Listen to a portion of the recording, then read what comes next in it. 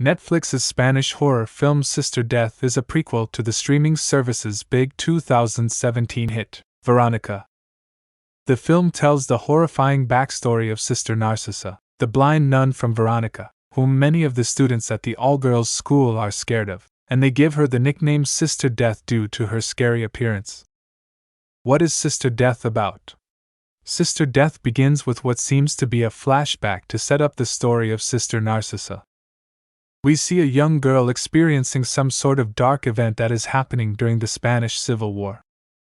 She is then given special supernatural gifts. We then meet her when she is much older and about to become a full-fledged nun, but she also seems to be having a bit of a crisis of faith. She begins her work at an old convent that was turned into an all-girls school.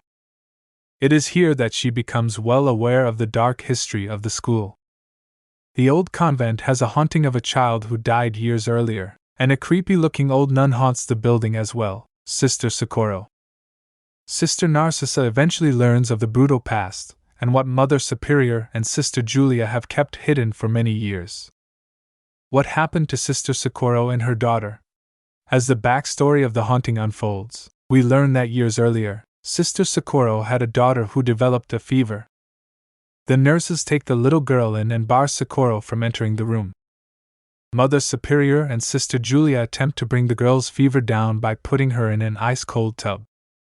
As they try to place her in the tub, her head whacks the back of it, and she begins to bleed out from the wound and eventually die. As Socorro learns of this, she makes a drastic choice and goes into her room and hangs herself. The evidence of this unfortunate accident becomes prevalent when Sister Narcissa learns of a bathtub in a bathroom late one night, and there is ghostly hair seeping up through the drain. She is also haunted by a drawing of a stick figure of someone being hanged and a chair that appears flipped over, making the thud on the ground. The same chair Sister Socorro used to stand on as she hanged herself. What is the significance of the Spanish Civil War and the eclipse? Throughout the movie, there is an impending eclipse happening in the sky. It turns out that in the film's opening moments, Sister Narcissa is looking into an eclipse in the sky. Later on, when she arrives at the school and learns about the convent, there are areas around the building that show evidence of the brutality that happened there during the Spanish Civil War. A wall has bullet holes all over it, signaling a firing squad that once lined up people and shot them there. Later on in the film, when another eclipse happens, Sister Narcissa walks out into the sun and looks up and stares at it. At this point in the film, she is being kicked out of the school due to her knowledge of the haunting growing more and making her suspicious, as well as the discovery of another child dying in the same manner as Sister Socorro. However, it is through the eclipse that she gains visions of what once happened during the war. Sister Socorro was sexually assaulted by a soldier.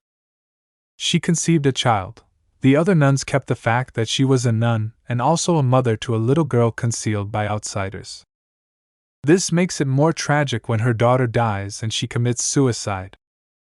How does the ending of Sister Death set up Veronica? In the film's final scene, we see a much older Sister Narcissa. She looks like she would in Veronica. She walks into a classroom of all girls, examines the room, and gives a glare to one of the girls in the room. Her eyes and the skin complexion around them have always been haunting to look at. And in Sister Death, we learn the backstory as to why she looks like that.